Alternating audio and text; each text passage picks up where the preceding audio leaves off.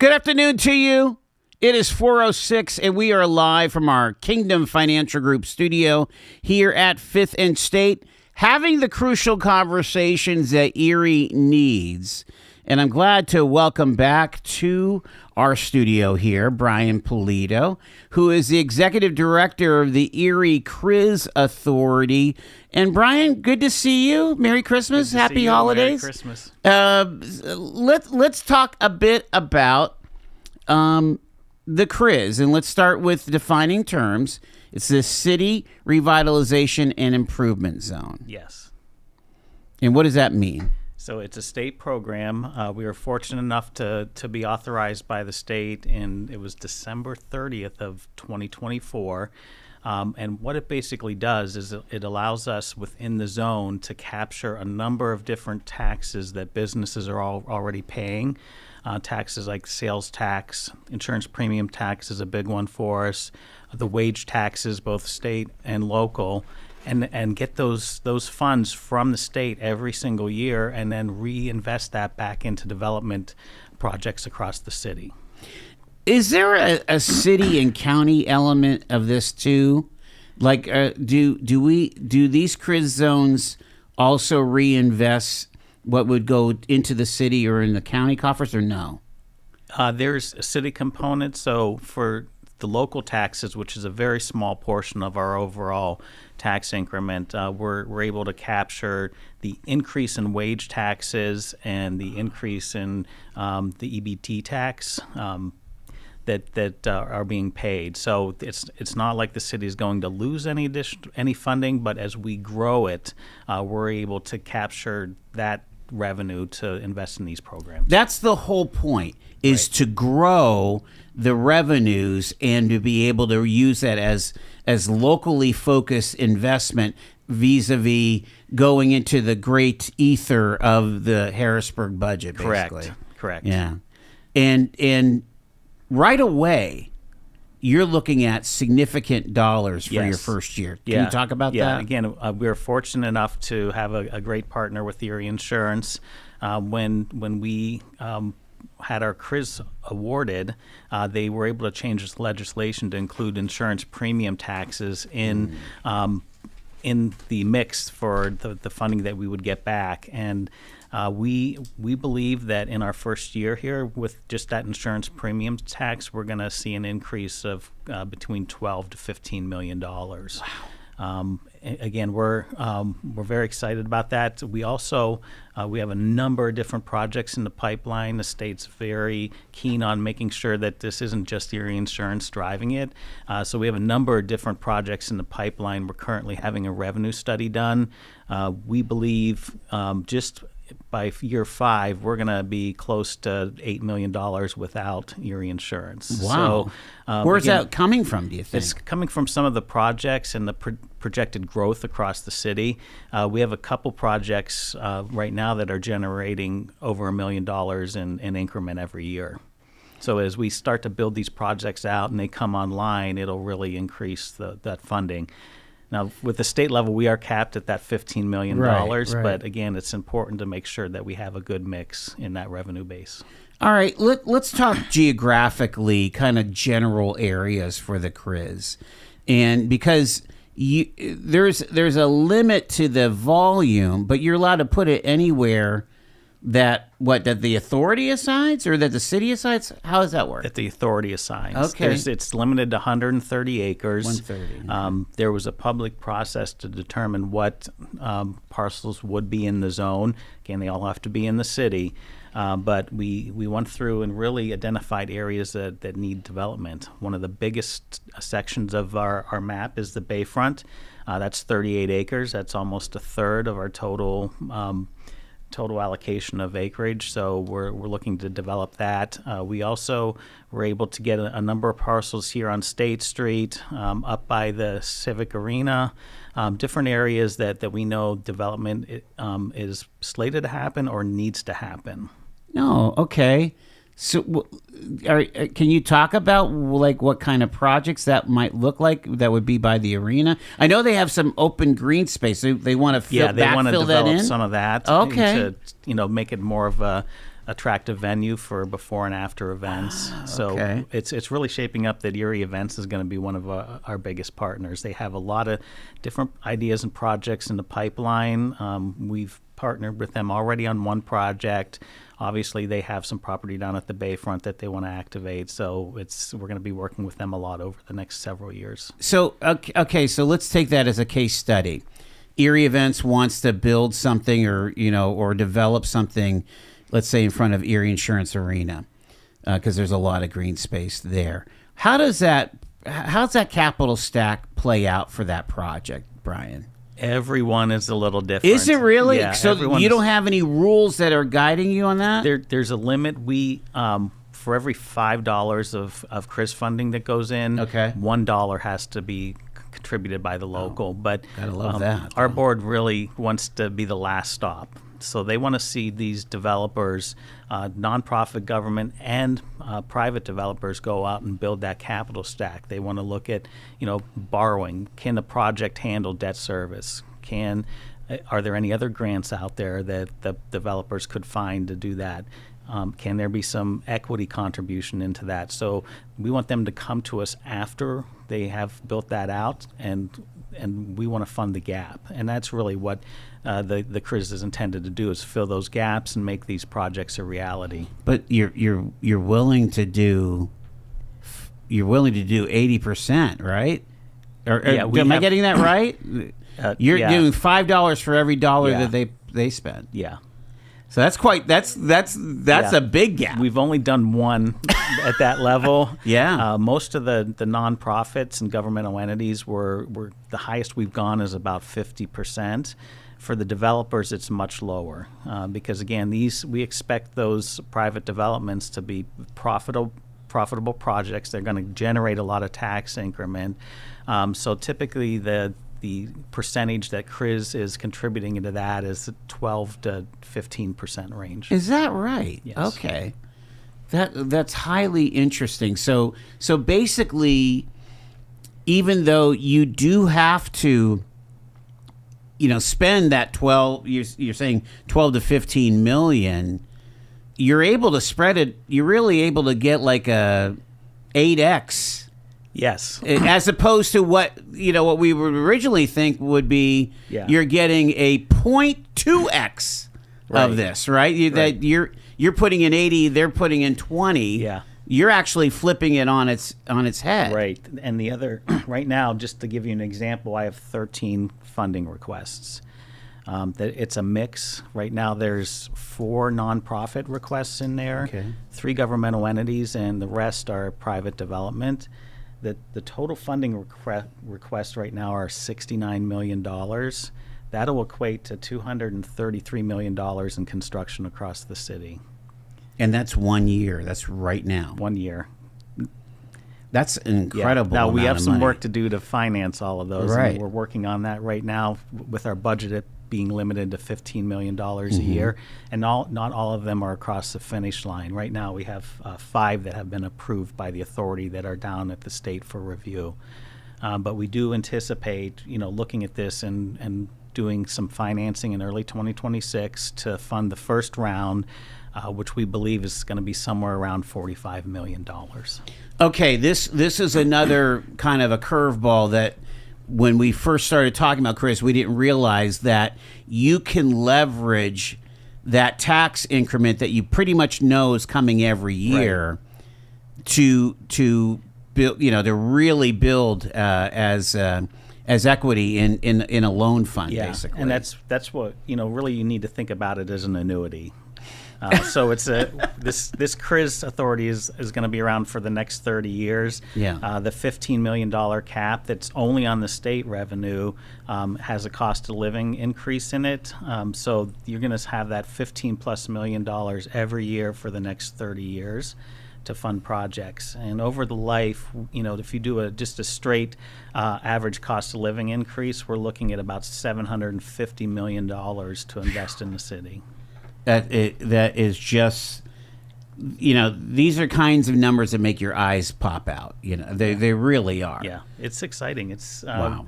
When I was hired last February, the board was very concerned that we wouldn't have enough projects to fund year one. But as you can see, there's a lot of Yeah. pent-up demand here. There's a lot of projects. Many of them, I think, we've been talking about as a city for years, that are in this mix that we're going to be able to make happen. Let's talk about your board a second here, because you have some pretty high-end players in that. And one of the things that the rank and file, the average Erie citizen that is very skittish about is what we might call vaporware, or just, I hate to even bring it up, but the juice plant always comes yes, up. I mean, yeah. I'm sure you hear it every week. Your board members are highly sensitive to that, I would imagine. Absolutely. Very, very sophisticated board. We're working with public financial management. Oh, okay. Just like I did at the school district on this financing, and they said that our board is the most sophisticated CRIZ board they've worked with across the state. Wow. We have some very talented people that have a lot of experience in economic development on our development committee, which is the one that vets all these projects, and they're very thorough about that. We want to see a lot of information about the budget. We want to make sure that the project is profitable, and there's a pro forma that shows that it gets to that profitable level in a number of years.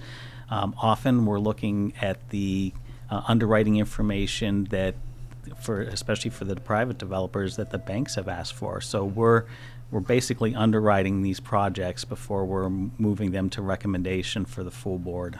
So pretty much, if you said what, 5 are down for review already, Yes. to the state. So those have already received your stamp of approval. Right. Those have, I mean, do we have any idea what the scope of all those projects might be that are already been approved, kind of semi-approved? Yeah, that's right now. It's a total $35 million in CRIZ funding, and that's $110 million in projects, the total cost of the construction. So we're talking, what is that, 12 figures, 9 figures? No. Yeah, 9 figures. Yeah. Unreal. Yeah. Like, again, you're from around here. Yeah. You get this. These kinds of projects for decades didn't happen around here. Right. Other than, let's say, Hammett, St. Vincent, and Erie. Right. Wow. It's exciting. And just, if people are worried about us spending money on projects that don't pan out, the other thing I do want to point out is for the private developers, basically we're doing what the other CRIZ authorities do, and we are allowing them to have the tax increment they're generating on the project to pay for debt service. So, for example, we had a couple hotels that were approved in the first round. If they generate tax increment, that'll be applied towards debt service every year. So there's some risk to the developer here too, because if it doesn't pan out and the increment is not there to pay the debt service, then they're going to be on the hook for that. Well, okay. Well, again, skin in the game for sure. Brian Polito is with us here. Stay with us. It's Talk Erie and the Joel Natale Show.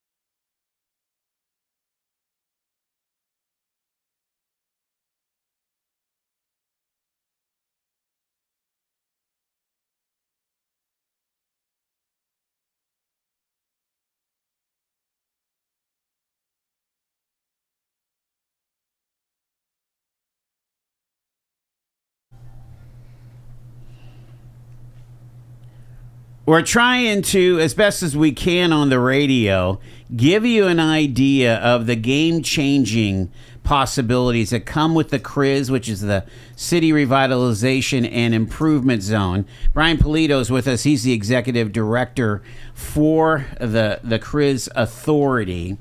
And Brian, I'm not going to get political, but there's some new sheriffs in town, both in the county and the city, right? Does the leadership politically make an impact on kind of priorities, I should say, on what you guys might look like? Because you have some folks on your authority, right? Yeah, absolutely. Leadership matters at both the city and county level. We're going to have to work closely with both of their economic development teams, more closely with the city than the county. Mm-hmm. But it's important, and I'm happy to report that initially we started working with the CRIZ Authority with the 3 properties owners on the bayfront to really kind of sketch out a master plan. Dari Devlin has actually spearheaded including a more comprehensive plan with public input that will really complement what we're doing down on the bayfront and will really help guide us in what we need to work with on developers to really activate that and make it a world-class bayfront. So your authority taking some of that data, whether it is the Erie Refocus, which is now 10 years old, but there's some data there. I'm sure the Port Authority has a master plan. Right. Yeah. You're using some of that data? Yeah, we are working with that. And again, we're funders. We're not developers. Right. So, we really want to make sure it makes sense for Erie, but, it's up to developers to put those plans together and come to us with these ideas. Yeah. The governor seems to be super supportive and is aware of what a big deal this is for Erie, right? Yeah. And, you got that sense when he came in October to talk about all of this. I've just got a couple minutes. We'll take the next break. I'm interested in how you are kind of racking up the phases of development, right? You said in phase 1 you've got 5. Are you done with phase 1, you think? I have one more that I think we're going to get approved before the end of the year. Okay. There's a couple other ones that are close. They're a little smaller ones, but really, once we get this 6th one approved, we're going to have to pause a little bit to really get our financing sorted out, because that'll determine what other projects we're going to be able to fund and when that's going to happen. You're able to float bonds, right, as an authority? Yes. Yeah. And that's kind of where that financing... That's kind of where we're at. And I mentioned a revenue study. Yeah. That's a study that really projects out what our tax increment's going to be for the next several years, and it's going to be important. As we start to look at bonds, as well as we're going to take a look at some bank financing as well, and compare the two and determine what's the best approach. What kind of interest rate would guys like you be able to get? Are we in 4s and 5s? We're in 5 to 6. 5 to 6? We're a new authority.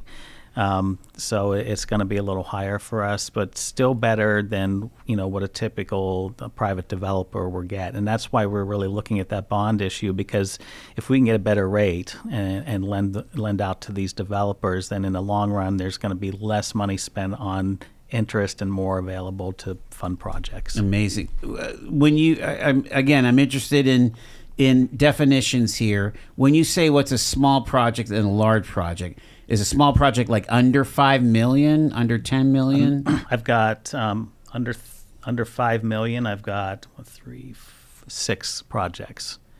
And those, would you consider those small? Yeah, those are smaller ones. Wow. Again, $5 million gets you a building, though. Yeah, but I have projects here that are 60 million, 50 million. Yeah. Some of these bigger ones.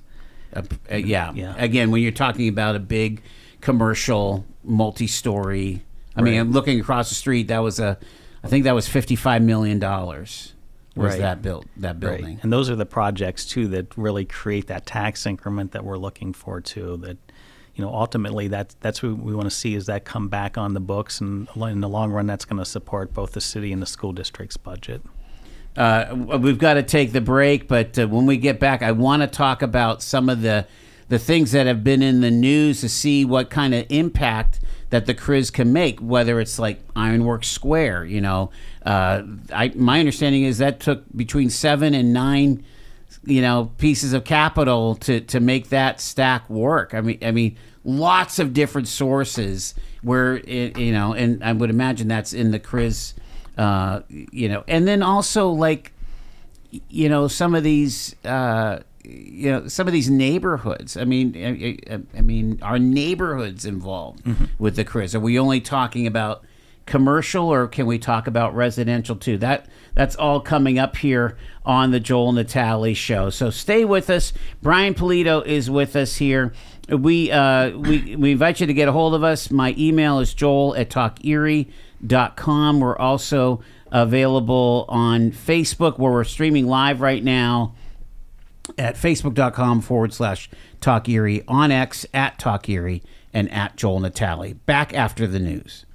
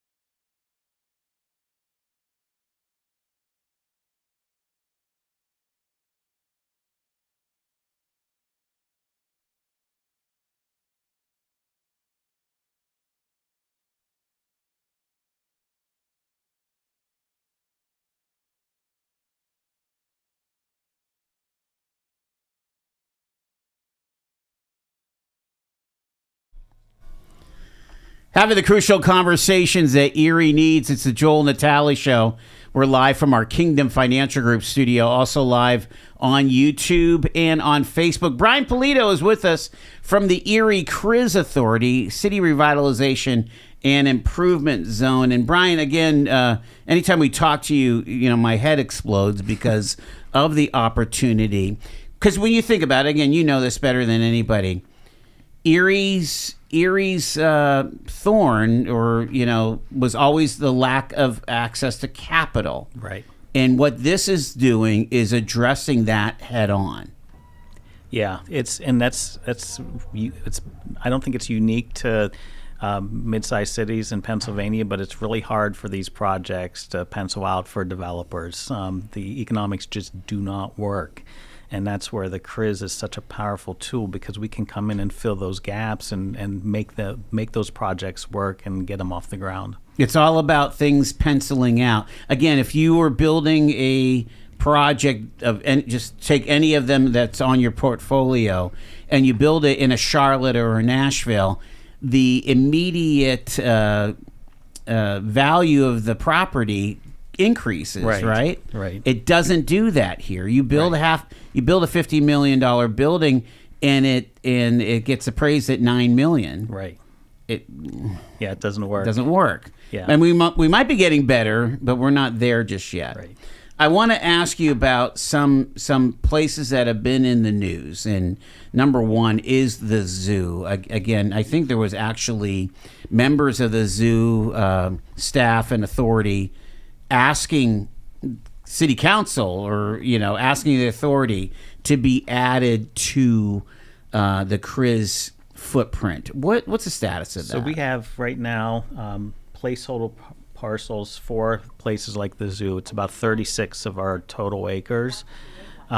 So once the zoo kind of and Erie Events does their study and determine what needs to happen up there, we'll likely put that in the zone and work with them on the project. Would it be as simple as just subdividing some of the property so that the infrastructure, the proper, could be CRIZ worthy? Yeah, that's likely what's going to have to happen, because again, we only have 130 acres to allocate, and that whole footprint up there is more than 130 acres. So yes. We're going to have to probably carve out some acreage for various projects. And the projects we're talking about, when they're talking about like the having a new veterinary center.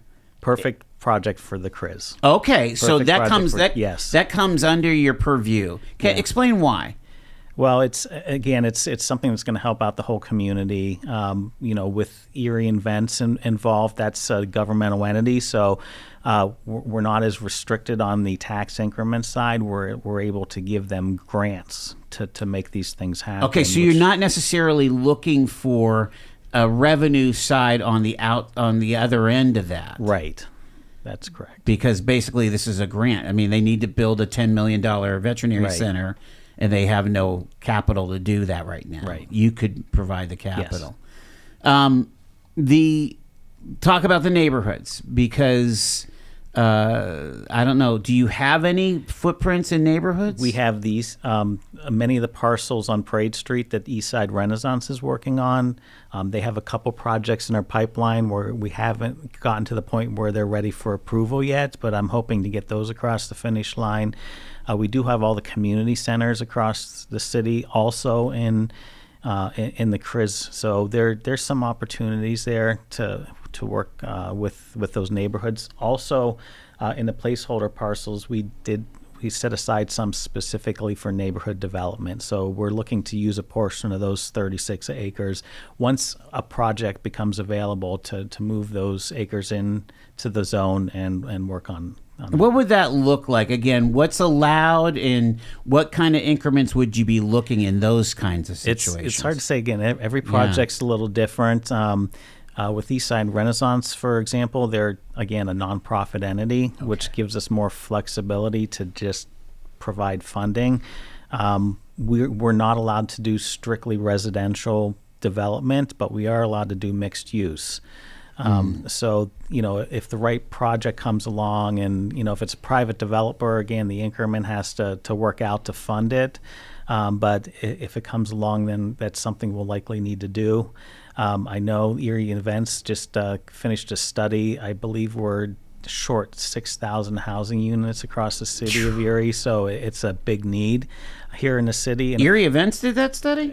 Infinite Erie. Oh, Infinite Erie. Okay, yeah. Sure. So we're short 6,000 units. We're short 6,000 units. One of the things we're hoping is eventually they allow us to do residential, because we know that if we don't get people living down here, that a lot of these projects aren't going to fly. Yeah, I mean, I'm thinking of when you're talking about the Parade Street corridor, you've got that East Erie Turner's building, which when it was operational was one of the most beautiful buildings you'd ever see in this town. But decay happens without use. And so, but how do you get enough capital to do a reno like that? Right. Same thing with, Ironworks Square. We mentioned it earlier. I mean, there's so much potential there, and Tina Mangin's got half of it already rented out, or at least, she's got promises. So that is just, again, another game changer on that 12th Street corridor. Right. And there's that's so much to do there. Yeah, that one's in our pipeline too. We're getting closer to getting that to the point where we can recommend it for approval. Just not quite there yet. All right. You want to grab a headset there? We're going to take a phone call here. Hi, you're live on Talk Erie with Brian Polito and Joel Natale show. All these Italians, Joel. There you go. I like it, though. I got a question. I got a parcel in the city that's RLB, so I can do business and some multifamily. Would that be okay for the CRIZ project, or would that's not enough mixed use? I'll let him answer off the line. Thanks, Gino. Appreciate it. So what are we thinking there? Yeah, I think everyone's a little different. It is, yeah. Anybody that maybe has a project they're interested in doing, I just encourage them to go to our website, eriecriz.org. My contact information is at the bottom of the page. Just send me an email. I'll be happy to work with anybody that's interested in doing a project. Your goal is to actually see if you could thread the needle, I would think. Absolutely. We have to spend that $15 million every single year, so I have to constantly make sure that there's projects in the pipeline so that we never get to a point where we need to give money back. Yeah, boy, oh boy, that's like the worst case scenario, isn't it? Yeah. To give it back. Yeah. Oh my gosh. What when you think about, like, Lancaster's been at this now 5 more years or something like that, what were the lessons that they've learned that keep ringing in your ear and the authorities' ear? Yeah, Lancaster, they actually were formed in 2013. Oh, wow. Their first year, their tax increment was about $2,300 from what I understand, and they just got up to close to the cap. So they're a much different animal than we are. But we did hire, as a consultant, Randy Patterson. He was the longtime executive director there. So I utilize his knowledge and wisdom often as we start to build this out. He's helped us put together our funding guidelines. He's working with me on a small business grant and loan program. He's been a great sounding board as these projects have started to develop to determine whether or not it's going to be something that the state's going to be in favor of. And he's also helped me with these applications. So it's been a great partnership. It's really helped me get up to speed much quicker than I would have without that support. You did a big survey of everybody that operates in the CRIZ. What were the key learnings? Did something surprise you about, because you were finding out net incomes and things, right, from these businesses, or not really? Or you were just really kind of trying to identify what tax they paid, yeah, right? Tax they pay. But there's a ratio there, I would imagine. Yeah, it's nothing I can really talk about on there because that's confidential tax information. But our first year, the total tax increment, state and local, was about $35 million.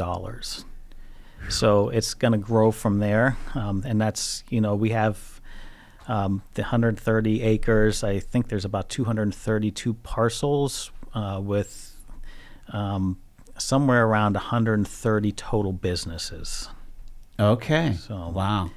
There's a lot going on there. You really picked strategically. Yeah, and that's one thing. We our consultant that helped us with the tax compliance, and I actually knocked on a lot of doors this spring to talk to businesses. I saw you with your clipboard. Yeah, we get them to file those forms because we don't get the tax revenue unless they do it. One thing that really stood out to me is, the areas within the zone that really need the development, that are underutilized or don't have businesses in them currently. So it's going to be a lot of work, but as we get these parcels hopefully activated, it's going to increase the tax base, help us grow our CRIZ, and also, in the long run, we want to see that money go back to the school district and the city. I want you to talk about the small business opportunity here, because as you talk about, let's say, a vacant building inside the CRIZ, they might need a plumbing job, or I'm thinking about PACA needing a new elevator, for example. That's a $500,000 project, right? And again, they're doing fundraising, and Mr. Hagan is helping them. But and hopefully they're going to make that happen.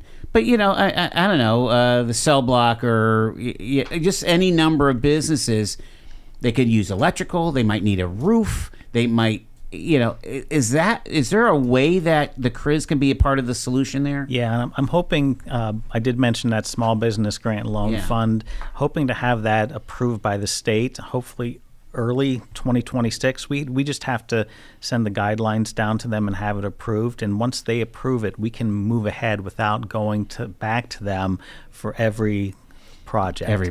So what it's likely going to look like is $25,000 grants and loans up to $100,000, low interest rate loans, and that could get you low interest rate on a new roof, on a new roof. Yeah, and equipment qualifies too. So a small business that needs to upgrade their equipment could submit a grant, and we could fund that. Amazing. Yeah. Again, you could start seeing where this tool, along with the SBDC and the guidance that comes from Gannon, what their RDA does in helping out with all of their programs and things, it really can get things going here. The when you're sitting there at the authority meetings, I'm sure they do some blue skies, some dreaming. What are some of the outcomes that the average citizen could start dreaming with you on? They, we're really, again, focused on the Bayfront. We want to see that get activated. The Erie Events, again, they own the GAF site, that big green space just to the west of the parking garage. That's about 19 acres that needs activated. We're really hopeful that we can get that to the point where we can put out an RFP and attract some national developers. And wow. Once the Bayfront development plans are done, and hopefully we'll have some market studies that we can share with them. We'll have parking studies on what different parking needs to go down there, and then we'll be able, as a CRIZ authority, to put in a chunk of money to attract those developers. So, I think over the next couple weeks, anybody that's interested, keep an eye out as Mayor Devlin launches her Bayfront development plan, because there's going to be community input, and I'm sure we would like to hear what everybody thinks would be a best fit down on the Bayfront. Yeah, and then you mix this with, what are we, about 15, 16 months away from the Bayfront connector, the parkway being completed, the central core there. I mean, there's just a lot of things coming into alignment here, Brian. Yeah, it can be completely different down there in the next 5 years. Yeah, I'm interested in what could come of the East Public Dock of McAllister, the old McAllisters there. I mean, they leveled it. It was that classic old building, but what could be there that could be an attraction and an asset? Yeah, and the port's part of that planning process. I was going to say, I have all these authorities really having to work together. Yeah, it's been great. I mean, because the RDA's in there too. So Convention Center, Port, the CRIZ, the RDA, Erie Events is involved in that. They're really spearheading, bringing these groups together to make sure that we're planning and moving in the same direction. So it's exciting times. Very, very cool. Yeah, Santa bringing CRIZ money to Erie, Pennsylvania. Hey, I'm asking all of my guests in the month of December to share. This is totally off topic, but share you got a like a preteen kind of Christmas memory, I mean, where did you grow up, like as a young one? I grew up in State College. Okay. Did you guys get a lot of snow up in there? Not as much, but one of the things I do remember around Christmas is sled riding down the hill around the stadium. Oh, how cool Our is dad that? would take us up there every year, and it was a long? great time. It was a long big hill? one. Yeah. I don't know if it's in the same place or anything now, but right by it was a lot Beaver of fun. Stadium. Yep. That's fantastic. Brian Polito, again, the executive director of the Erie CRIZ Authority here. Hopefully we'll have some announcements when you come back next time. What do you think? Yeah, I think we will. Fantastic. Thanks, Brian. Appreciate it. Thank you. It is 9 minutes in front of 5.